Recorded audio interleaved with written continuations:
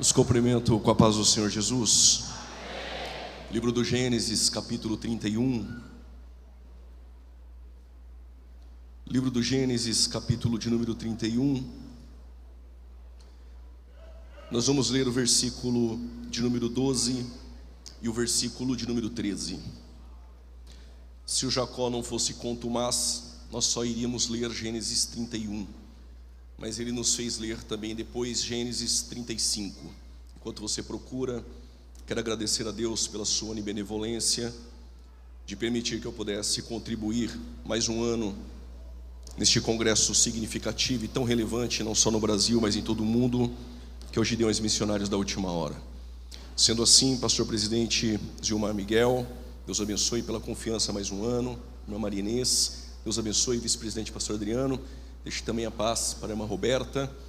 Assim, pastor Giovanni, da linda igreja de Brusque, Deus abençoe. Pastor Abner, toda a família, muito bom estar com vocês. Aos pregadores que aqui estão, pastor Ângelo Galvão, também pastor Jonathan Carlos, pastor Rodrigo, Jailson, Júlio Fagundes, pastor Eliseu Rodrigues, Deus abençoe. Pastor Valmir, aos demais pregadores que aqui estão. Se eu for citar o nome, não vou ter tempo para pregar, mas Deus abençoe aqueles que passaram por este púlpito e que também passarão, que Deus os use como assim tem feito. Por falar do pastor Eliseu Rodrigues, nós estaremos juntos ali depois com nossos livros. Ele tem esse livro Deus Fala em Gênesis, então por isso eu vou pregar em Gênesis.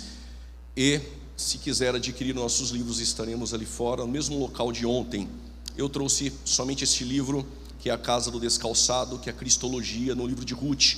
Se você quiser adquirir, nos procure. Inclusive, este livro, ele se tornou um curso na maior escola que nós temos no Brasil e fora, que é a Academia de Pregadores. Pastor Moisés Martins, Deus abençoe, em nome de Jesus. Livro do Gênesis, capítulo de número 31, a partir do versículo de número 12. Quem encontrou, diga amém. E disse ele: levanta agora os teus olhos e vê todos os bodes que cobrem o rebanho, que estão listrados, salpicados e malhados, porque tenho visto tudo o que Labão te fez. Eu sou Deus de Betel. Eu sou Deus de Betel. Por causa desse glória a Deus eu vou repetir: eu sou Deus de Betel. Onde tens ungido uma coluna, onde me fizeste um voto, levanta-te agora, sai-te desta terra e torna-te a terra da tua parentela. Como Jacó é teimoso, Gênesis 35, por gentileza. Cantora Luana, Deus abençoe, em nome de Jesus. Pastor Erinaldo, Deus abençoe. Minha esposa, irmã Luciene, Deus abençoe. Capítulo 35, versos 1, por gentileza. Depois disse Deus a Jacó: levanta e sobe a Betel. Diga bem forte: eu sou Deus de Betel. Mais uma vez diga: eu sou Deus de Betel. E é este Deus de Betel que falará conosco essa noite. Tome o seu respectivo assento.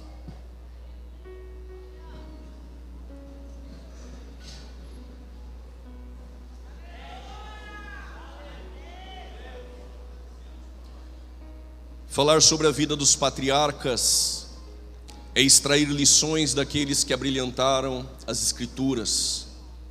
Quando nós olhamos para a acrópole da Galeria da Fé em Hebreus 11, nós temos Abraão, Isaque e Jacó, homens peregrinos que viveram pela fé e que a terra não era digno de recebê-los.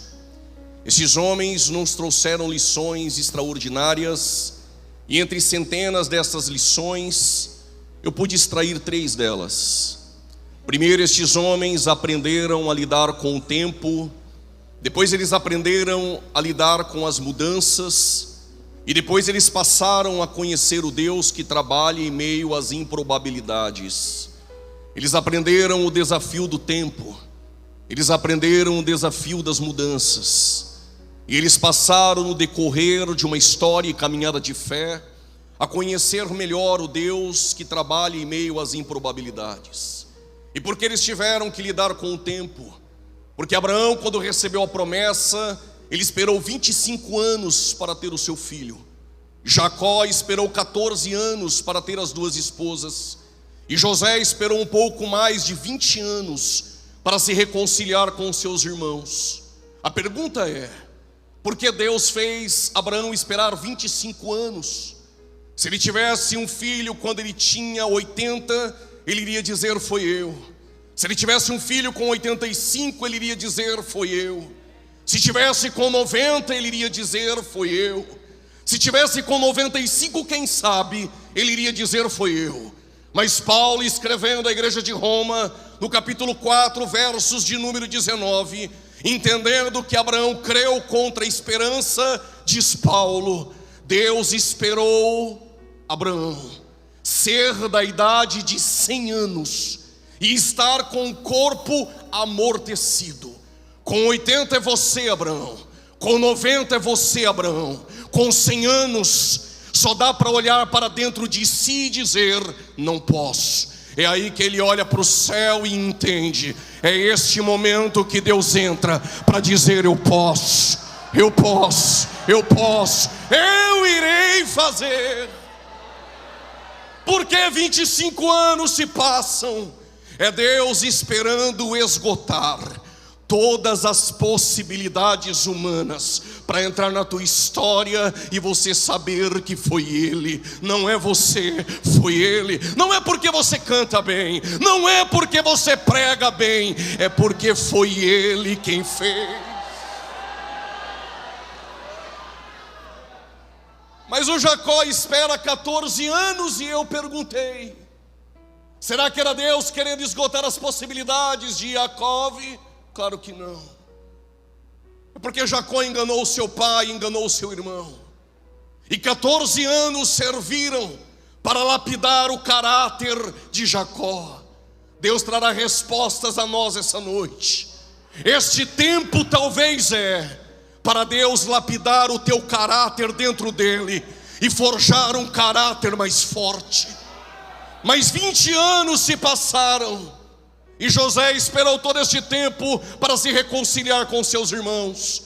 Não era Deus esgotando as possibilidades, não era Deus lapidando o caráter de José, até porque o caráter de José já era ilibado, mas era Deus tratando o caráter dos irmãos que estavam em sua volta. Este tempo não é para te destruir, este tempo pode ser Deus tratando o caráter daqueles que estão em sua volta. Para cada um Deus tem um tempo, e para cada tempo Deus tem um propósito específico. Aprenderam a lidar com o tempo, mas tiveram que aprender a lidar com mudanças. Segura essa noite, porque o que vem dos homens necessita ser mudado, mas o que vem de Deus não precisa passar por mudanças.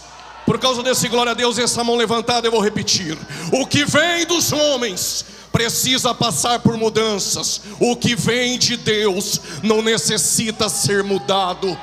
Prove, pregador, eu te provo. Qual é o nome do menino? Abrão. Quem colocou? Terá. Veio dos homens, tem que passar por mudanças. A partir de agora é Abraão. Qual é o nome dela? É Sarai. Quem colocou? Foi o homem, tem que passar por mudanças. A partir de agora é Sara. Qual é o nome do menino? É Jacó, é Jacó. Quem colocou? Isaac. Veio dos homens, tem que passar por mudanças. A partir de agora é Israel, aquele que vence com Deus. Qual é o nome do menino? Isaac. Não muda, não troca, não acrescenta e nem tira. Por quê? Isaac foi Deus que deu. O que vem dos homens precisa ser mudado. O que vem de Deus, de Deus, não precisa passar por mudança. Estou sentindo Deus para dizer isso.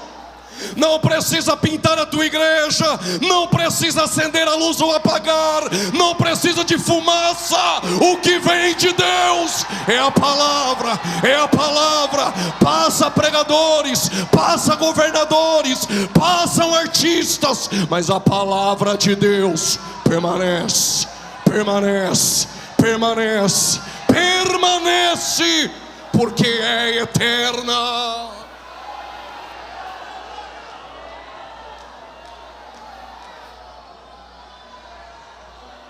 O que vem dos homens precisa ser mudado. Mas eu sou assim, sentei no banco da cadeira da igreja, eu sou assim e não mudo. Então tu não entendeu o que é evangelho, rapaz.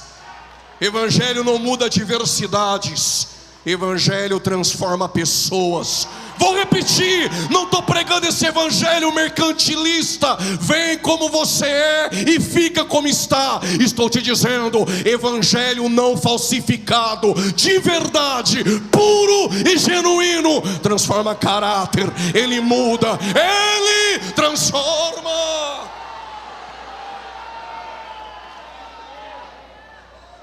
Aprenderam a lidar com o tempo, mas também aprenderam a lidar com mudanças. Mas passaram a conhecer o Deus que trabalha em meio às improbabilidades. Quando Deus olhou para Abraão em Ur dos Caldeus, Deus não viu Abraão, Deus viu uma nação. Quando Deus olha para Abraão, Deus tem um propósito maior que nem Abraão sabe. Talvez tu não entendeu. Quando ele olhou para você, ele viu algo que você ainda nem entendeu. Porque Deus queria formar uma grande nação, porque através da nação viria o Messias. Mas porque este Deus é o Deus que trabalha em meio às improbabilidades? É porque quando ele olhou para Abraão e viu uma nação, quando eu, pregador, olhou para Abraão, eu vi alguém de uma família idólatra, e a mulher dele tem um ventre estéril. Mas Isaac com 40 anos casa com Rebeca, e o ventre de Rebeca é estéril. A pergunta é: como pode Deus querer formar uma grande nação, se o homem quem ele escolheu tem uma mulher e o ventre dela é estéril? Todas as vezes que Deus quis mudar o curso da história, de um ventre estéril ele fez nascer um menino.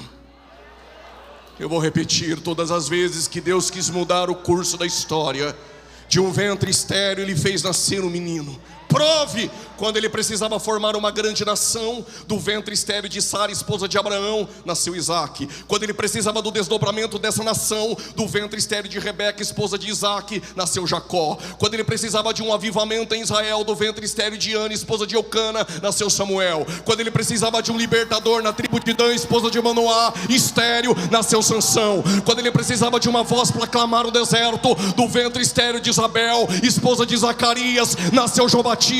Mas quando ele precisava salvar a humanidade, não foi de uma estéril. Eis que uma virgem, eis que uma virgem, eis que uma virgem, eis que uma virgem conceberá e dará luz a um filho, e o teu nome é Emanuel. Deus conosco essa noite. Que Deus é esse? É o Deus que trabalha em meio às improbabilidades.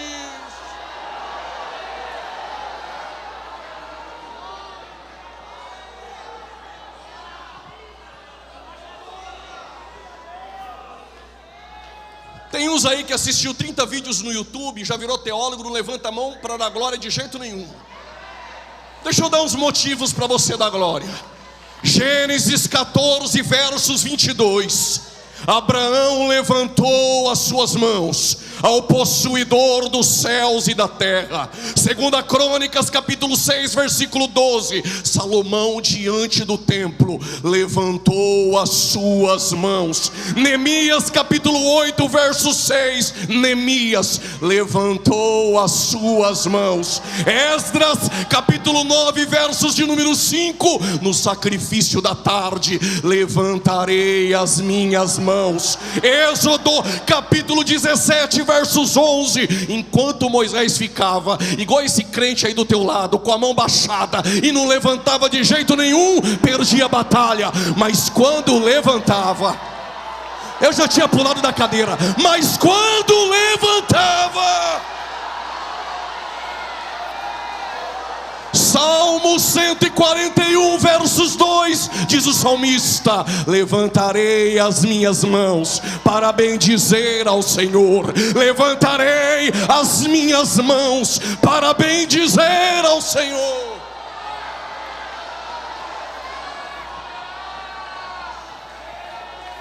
Seguro, glória.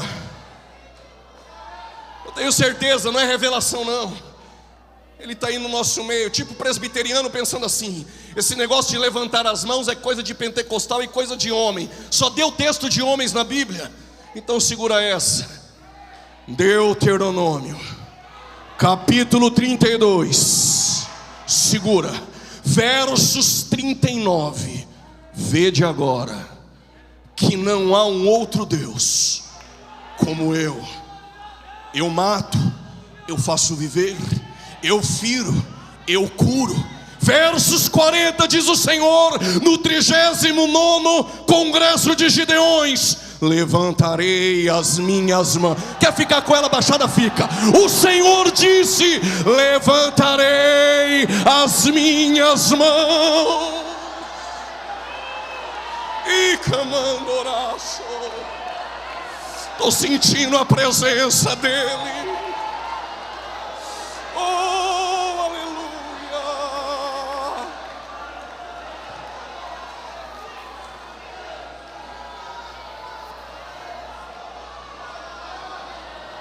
Quer dar glória, dá glória, crente. Quer falar em línguas estranhas, fale. Ano passado eu vim como teólogo, dessa vez eu vim como profeta. Pode levantar a mão e adorar a Ele.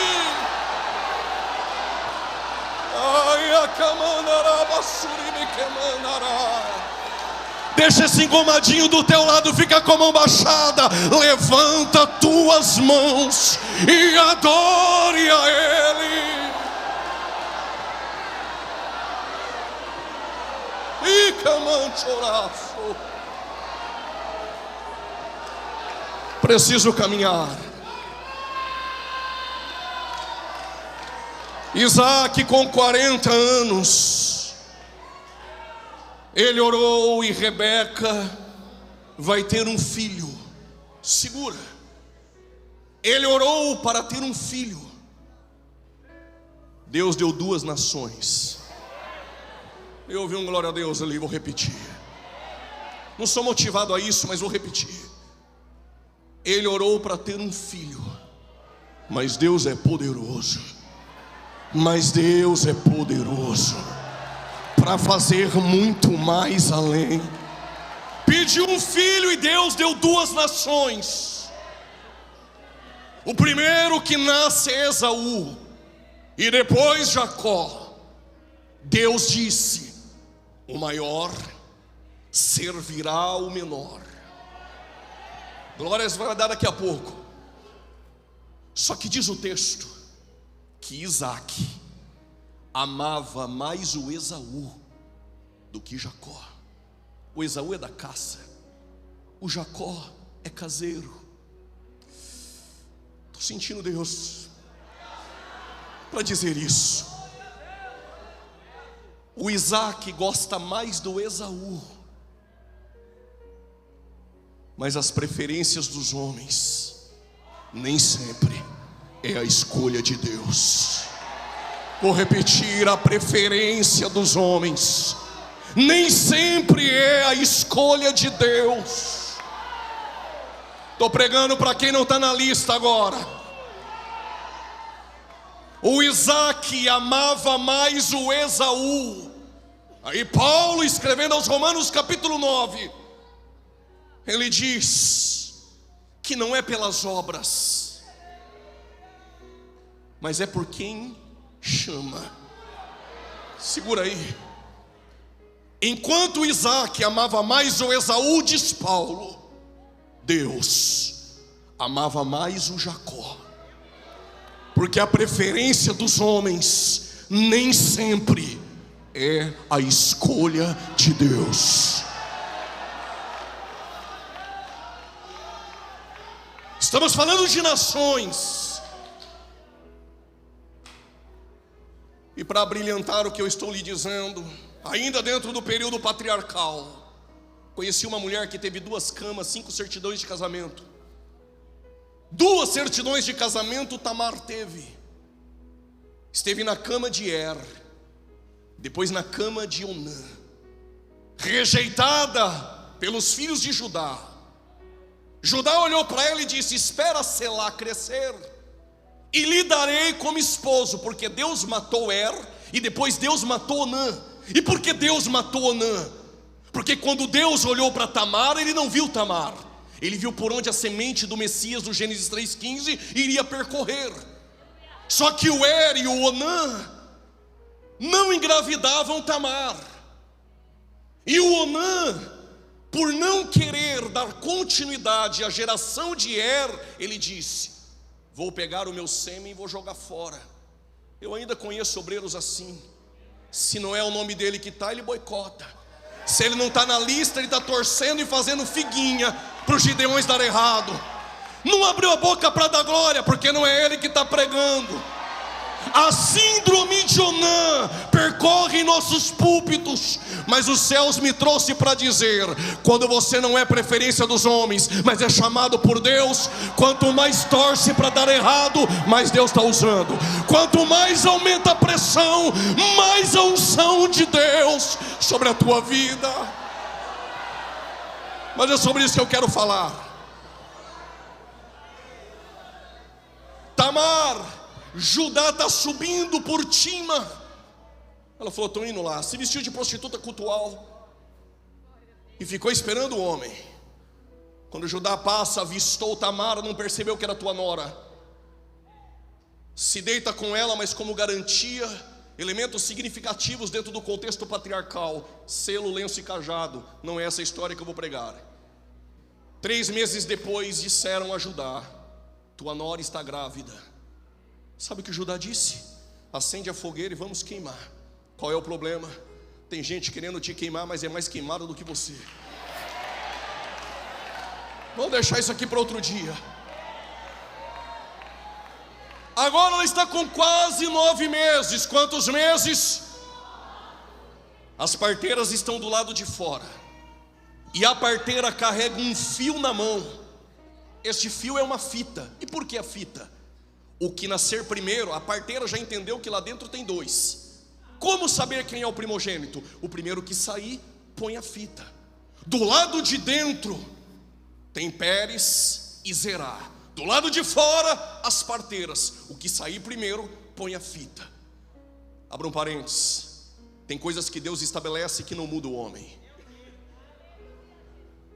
Por causa desse aleluia. Se separou luz e trevas, não há demônio que ajunta. Mas se ajuntou marido e mulher, não há demônio que separa. Segura. Deus estabeleceu, e não me pergunte por quê, que quando uma criança nasce, a primeira parte, o membro da criança que sai é a cabeça. E por quê? Não diz a Bíblia, penso eu. Bereshit bara Elohim, no princípio é encabeçando uma nova criação. Cristo é o cabeça de toda a criação. Logo, sabemos que Ele é eterno, mas Ele está trazendo nova todas as coisas. Quando uma criança nasce com o pé, com o braço, está, de certa forma, contrariando o que Deus estabeleceu. Para sair da maneira que Deus quer, o primeiro membro que sai é a cabeça. Tamar está gestante, vai dar à luz. Do lado de fora, as parteiras, esperando o quê? A cabeça sair. Diz o texto que a mão de Zerá saiu. E o que a parteira fez? Colocou a fita. Na preferência dos homens, coloca a fita em quem avança, mas despreza quem está do lado de dentro na posição. Vou dizer para esse lado: do lado de fora a gente só valoriza quem avança, mas não valoriza quem está do lado de dentro na posição. está avançando fora do que Deus estabeleceu, canta bem, põe a fita, é famosinho, põe a fita, prega bem, põe a fita, tem seguidores, põe a fita. O problema é que tem muita gente com fita, mas fora da posição, e os céus me trouxe para dizer: se você está do lado de dentro na posição, aguenta, mais vale esperar do lado de dentro na posição do que avançar fora dela.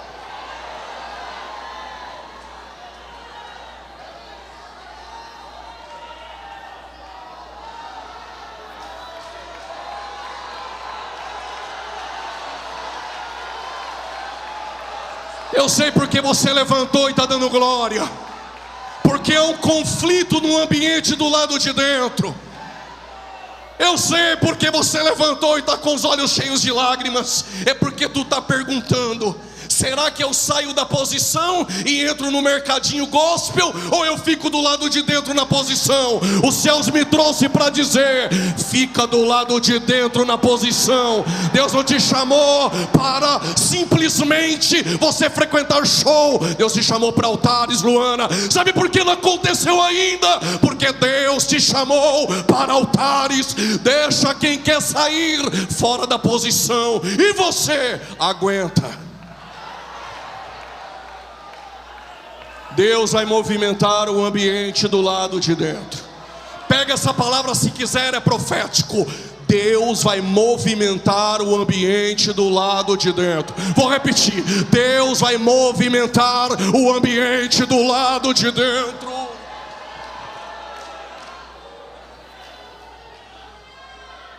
O Zerá que pôs a mão para fora e colocar a fita, voltou.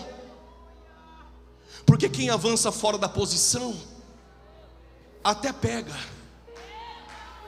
mas graveto sozinho até pega, mas daqui a pouco é só fumaça. Porque reino de Deus não tem carreira solo. Já sei, então a gente pega a tora. Tora nem fogo pega. Enxada, eu canto mais, eu prego mais, eu faço melhor. Mas se pegar um graveto, outro graveto, um graveto ali já acendeu, outro ali já, aqui já acendeu, vai pegar, vai acender e não vai apagar. Quem é imediatista e avança, logo tem que voltar. Mas quem está do lado de dentro na posição, aguenta. Por quê? Porque Deus movimentou o ambiente lá dentro. Eu não vou nem pregar, só vou fazer isso aqui que Deus fez.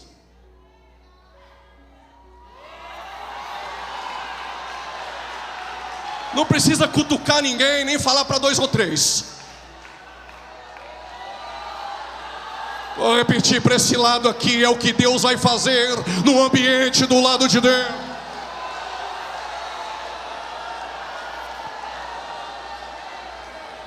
Deus movimentou o ambiente do lado de dentro. O Zerá voltou e o Pérez saiu. Vem a pergunta: quem Deus escolheu para carregar a semente? O que está com a fita ou o que aguardou na posição? Está com a fita? É minha referência. Está com a fita? Vem pregar na minha igreja. Está com a fita? Tem muitos seguidores? Vai bombar o culto. Para com essa conversa, rapaz. Deixa de ser menino. Traga quem está na posição.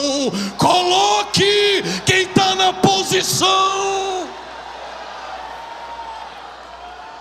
A preferência dos homens nem sempre é a escolha de Deus. A preferência dos homens nem sempre é a escolha de Deus.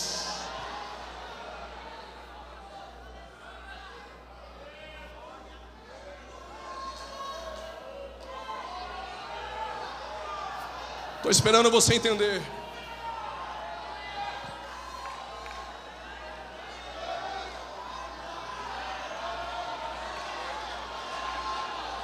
Me mandaram mensagem: o Gideões mudou. Sim, mudou. Claro que mudou. A gente não valoriza agora quem tem fita. Paga bem, põe a fita. Negocia, põe a fita. Não prego por agenda, vou dizer. Agora não, está na posição, vem. Está na posição, vem. Deus movimentou o ambiente do lado de dentro.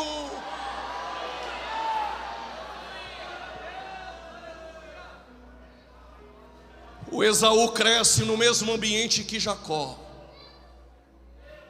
Quem Deus chama não troca primogenitura por prato de lentilha. Quem Deus chama não troca o que é eterno por aquilo que é passageiro. Quem Deus chama não troca o céu pelo prazer que é terreno e momentâneo.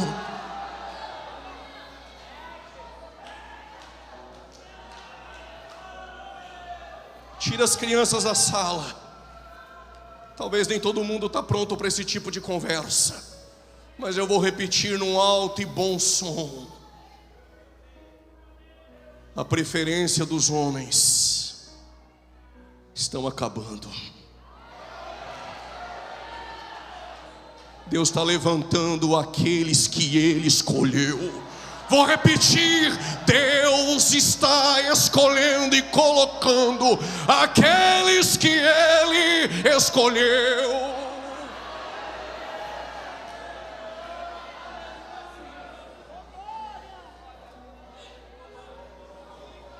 Isaac vê a fome chegando no seu ambiente, e Deus disse: Isaac, não suba para o Egito como fez os teus pais. Ficai em Gerar, porque eu serei contigo. Isaac está em Gerar em meio à fome, e ele começa a semear. E os seus funcionários começam a cavar. O ambiente é de crise, mas muita gente deixou de semear. Muita gente deixou de cavar. Porque quanto maior a profundidade, maior a resposta da eternidade. Aquilo que era para durar anos, em apenas um ano, a terra deu 100 por 1. Deus tem pressa. Jonathan Carlos, o que era para durar anos, Deus teve pressa.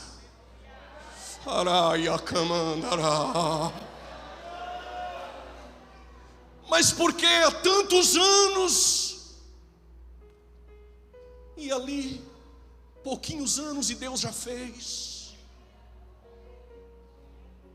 Quer água, cave poços.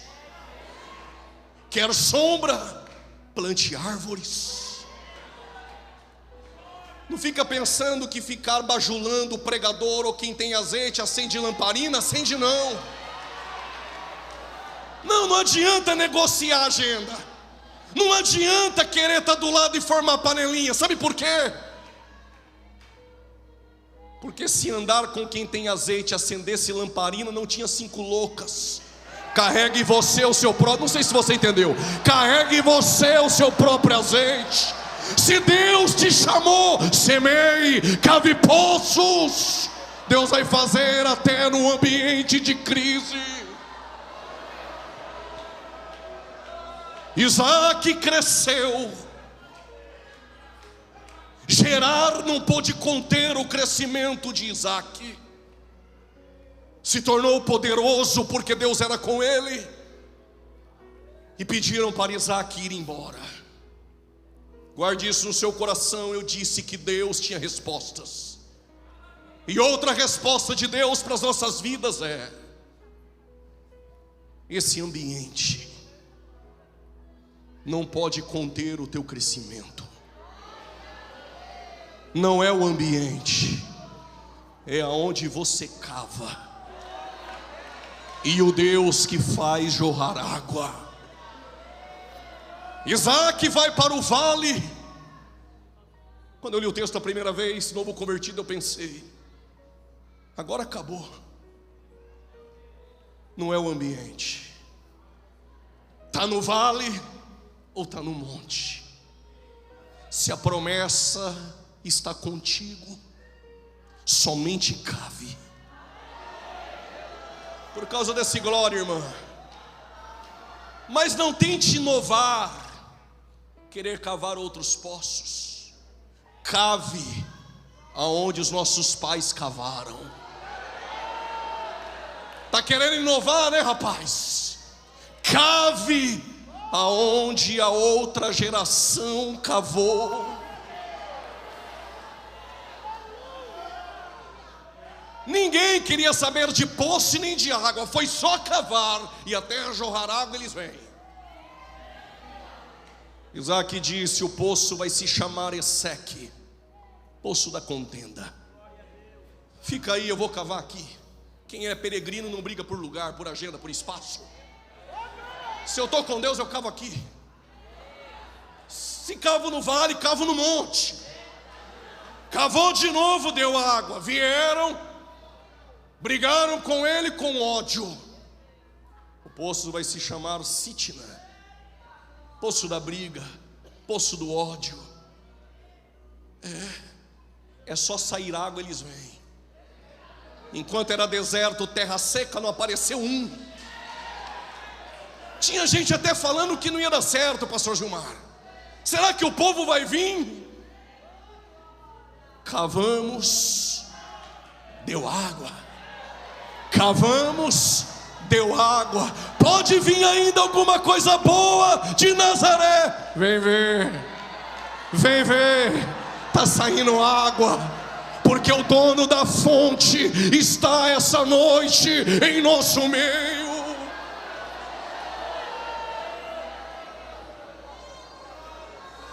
Vai cavando, porque eles não aguentam. Aí ele cavou outro, Reobote, poço do alargamento, da expansão. Sabe o que está acontecendo? Eles até vêm contender, tem até ódio, mas chega uma hora que cresce tanto, sai tanta água, que Deus alarga e não tem como eles impedir o teu crescimento.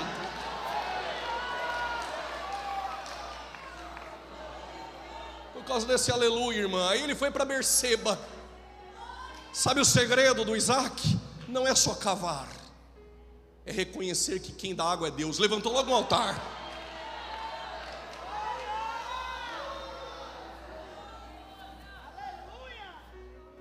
Só que o Isaac envelhece, Abraão cava, o Isaac desentulha, e Jacó que ganha o nome do poço. Isaac está velho, ele precisa abençoar os filhos. E o Jacó aparece. É Jacó, mas está no nosso meio vestido de Esaú. É Jacó, mas eu conheço sua roupa, Esaú. Às vezes o Isaac está velho e não vê, mas o profeta não tem rabo preso com ninguém, e veio essa noite para dizer: conheço as tuas vestes, Esaú. Aí o Isaac perguntou: qual o teu nome? Esaú. Passou a mão. É Esaú. Cheira Esaú, tem roupa de Esaú, mas lá dentro é Jacó. Está dando até glória a Deus disfarçado agora. Só que Deus vai ter um encontro com ele ali em Peniel, no Val de Jaboque. Ele luta com o anjo, ele luta com o varão. E diz o texto que o varão fez para ele uma pergunta. Permita-me, os pregadores que pregaram e disseram que o segredo no Val de Jaboque é lutar. O segredo não é lutar. Deus não quer uma geração que luta, mas que por fora é Esaú e por dentro é Jacó. Deus quer uma geração que não perdeu a identidade. Se o segredo não é lutar, qual o segredo? Responder a pergunta do Senhor. Qual a pergunta? qual o teu nome? Talvez ele lembrou quando o pai perguntou, ele disse: eu sou Esaú. Agora Deus marcou encontro e está perguntando: afinal de contas, quem sou eu? Quem é você? Quem sou eu? Quem é você? Aqui no congresso da glória a Deus, Esaú. Na segunda-feira está lá bebendo cerveja, Jacó. Na quarta-feira está falando em línguas estranhas aqui dentro, Esaú. Mas na quinta-feira está xingando a esposa, Jacó. Quero saber, afinal de contas, é essa crente com a saia no pé, ou aquela no Instagram que posta foto sensual e coloca texto bíblico? Quem é você? Quem sou eu? É Jacó ou é Esaú? Ou é santo ou é profano?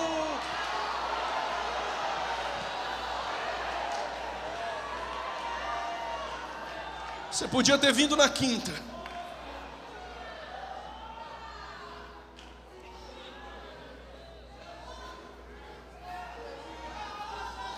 Jacó enganou o irmão, Jacó enganou o pai.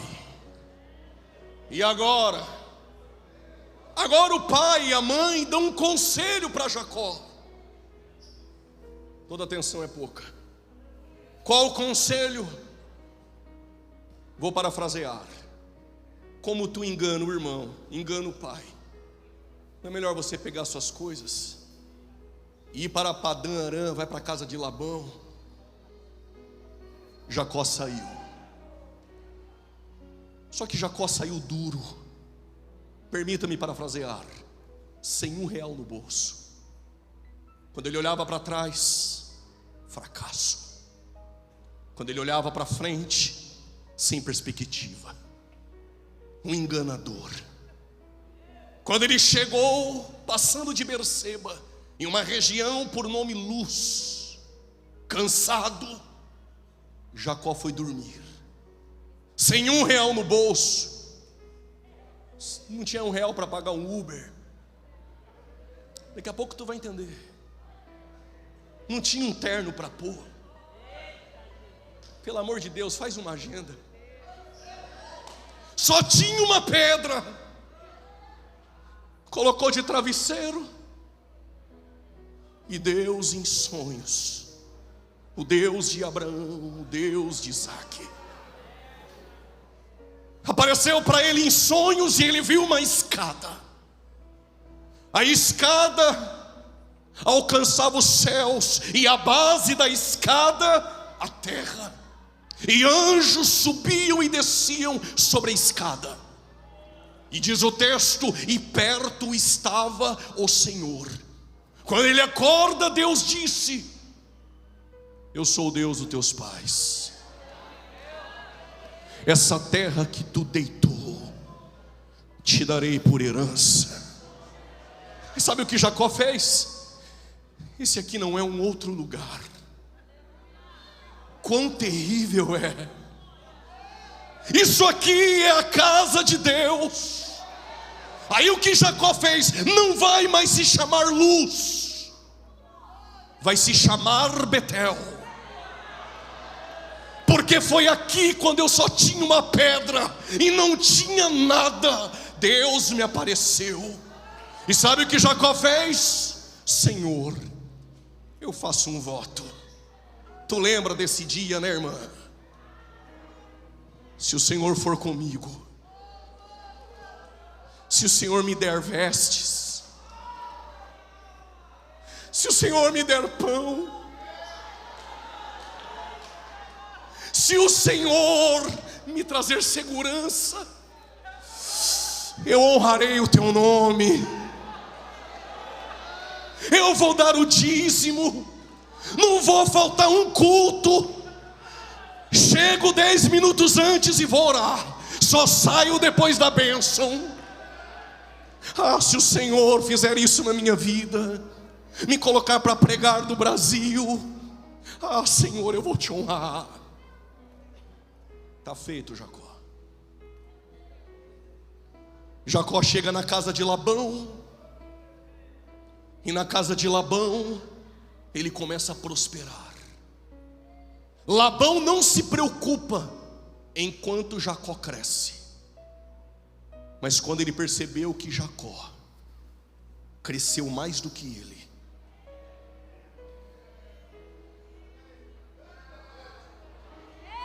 Daqui a pouco eu conto, segura. Mas por que Jacó cresce? Por causa da escada. A pergunta essa noite em Gideões é: quem é a escada?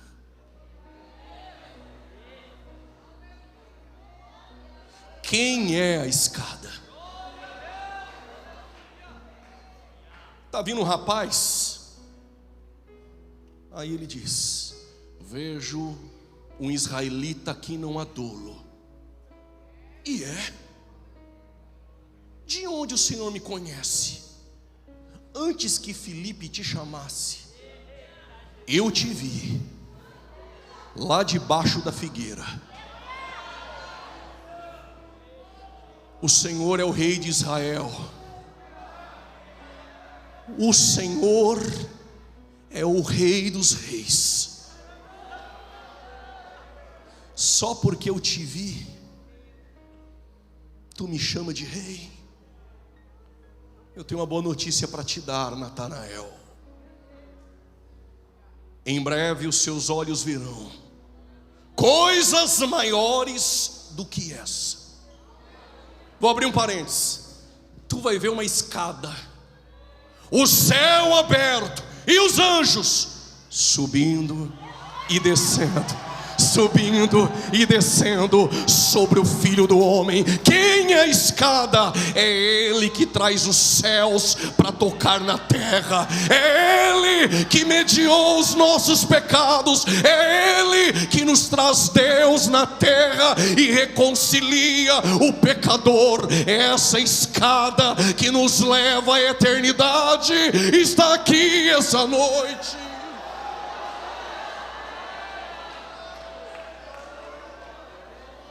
Quando Jacó viu a escada, diz o texto, está perto o Senhor. Aonde você estiver, seja na casa do Labão, se a escada estiver, tu vai crescer, tu vai prosperar. Diz o texto que Jacó crescia e prosperava. Eu já passei por isso. Eles dizem que até querem te ver crescer, vírgula, mas eles não te contaram a segunda parte. Não mais do que eles. Eu também gosto desse silêncio. Eles até querem te ver crescer.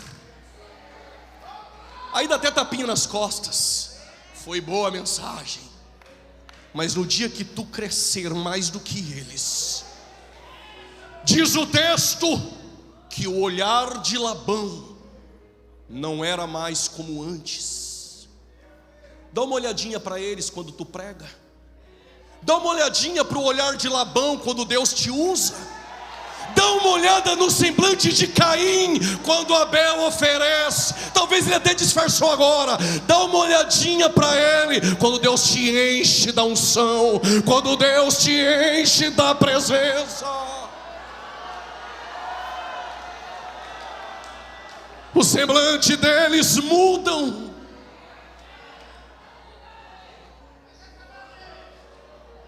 É Deus. Mas sabe por que a gente cresce? Não é porque a gente é bom, é porque a escada está perto. Aí o Labão falou: vamos fazer um negócio aqui. Rebanhos listrados é teu. Vai sair sem nada.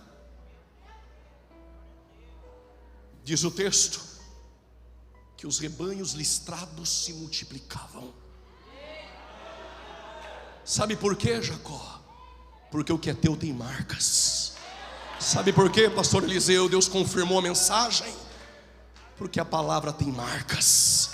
Sabe por quê, Galvão? Está há tantos anos aqui. Teu ministério tem marcas. Sabe por que Deus te usa? Porque tem marcas. O que é teu, pastor Gilmar, tem marcas. O que é teu, pastor Giovanni, tem marcas. O que é teu tem marcas. Estou vendo Paulo dizendo: dá licença aqui, dá licença aqui, por favor, dá licença aqui. ninguém me aquietais. Por quê? Porque eu tenho no meu corpo as marcas. As marcas. Tu prega, tem que ter marcas. Tem ministério, tem que ter marcas. Tá com a mão levantada para cima adorando, é porque no teu coração tem marcas.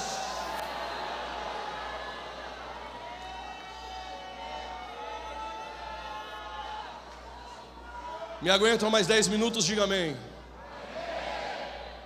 Senão eu começo a pedir para chacoalhar 2 ou 3, abraçar, cutucar o irmão, não precisa? Jacó está rico.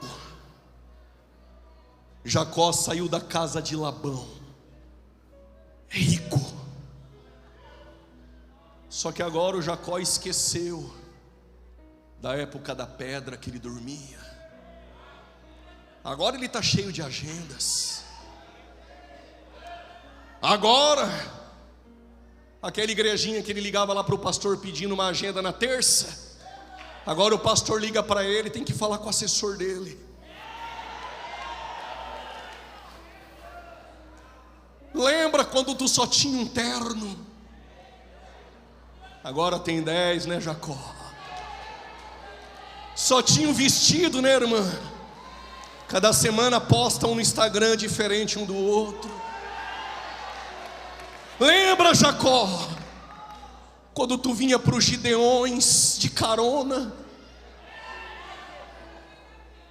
Agora veio aí de avião, tá sentadinho com a perninha dobrada, não quer nem chorar, tanta maquiagem no rosto. Mas quando tu só tinha uma pedra, tu vinha chorando no caminho. Quando tu não tinha agenda, tu vinha aqui pedir agenda. Lembra dos votos, Jacó?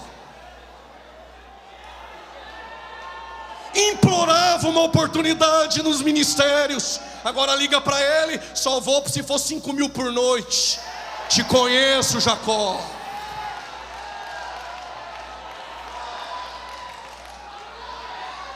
Aí quando Jacó está todo próspero, cheio de agenda, 5.000 por noite, cheio de terno, Deus apareceu para ele e disse: Jacó, eu sou o Deus de Betel. Lembra?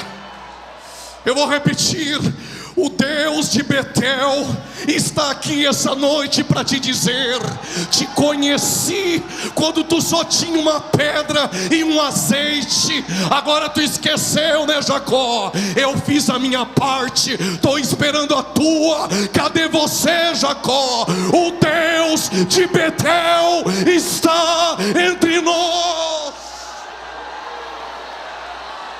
Se tu pode adorar o Deus de Betel, Ele está no nosso meio. Ou tu só adora quando tu está na pedra, ou agora que melhorou, tu não levanta da cadeira e não dá glória. Ou tu só adora debaixo de chave e porta aberta. O Deus de Betel está no nosso meio essa noite. Eu fiz a minha parte, Jacó.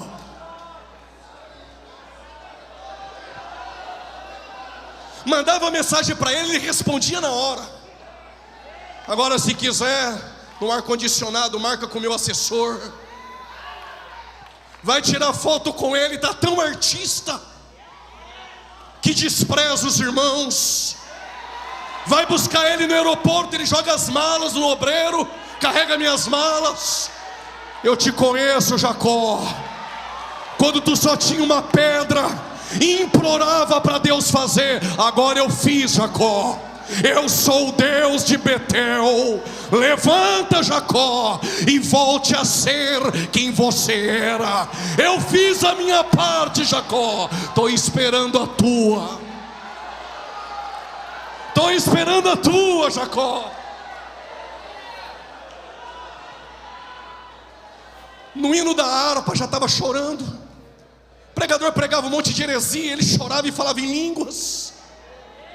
Agora fica com essa carinha de doutor formado em YouTube, olhando para mim com esse olho regalado.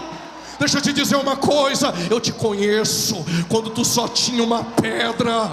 Eu sou o Deus de Betel.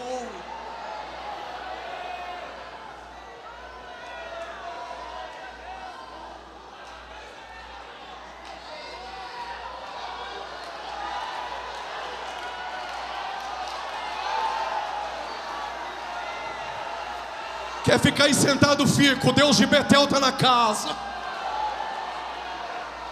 Alá, subir queimandorá. Sinta a presença do Deus de Betel. Isto não é um outro lugar, é o 39º Congresso de Gideões. O Deus de Betel desceu na casa para dizer: eu fiz a minha parte, estou esperando a tua, Jacó.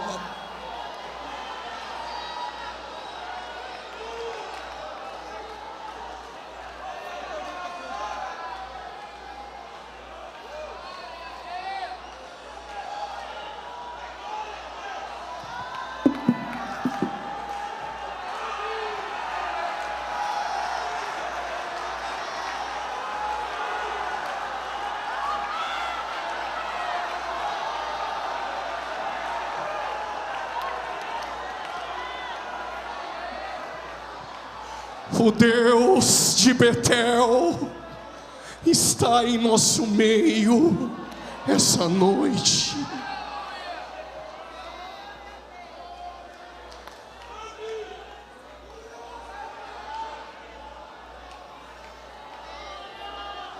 Tá lembrando, né, irmão?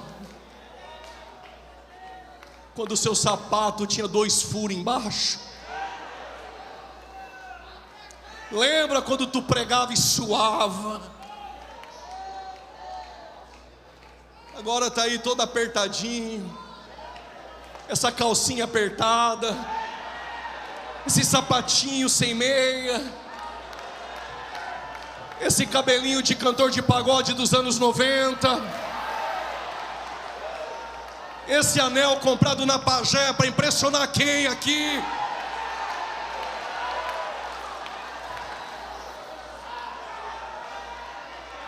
Deus não quer saber da tua roupa, do teu sapato que brilha.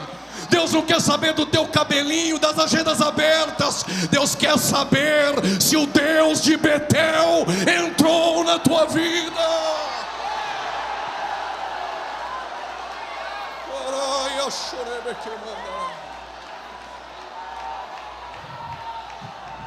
Tem alguém para voltar para o Deus de Betel?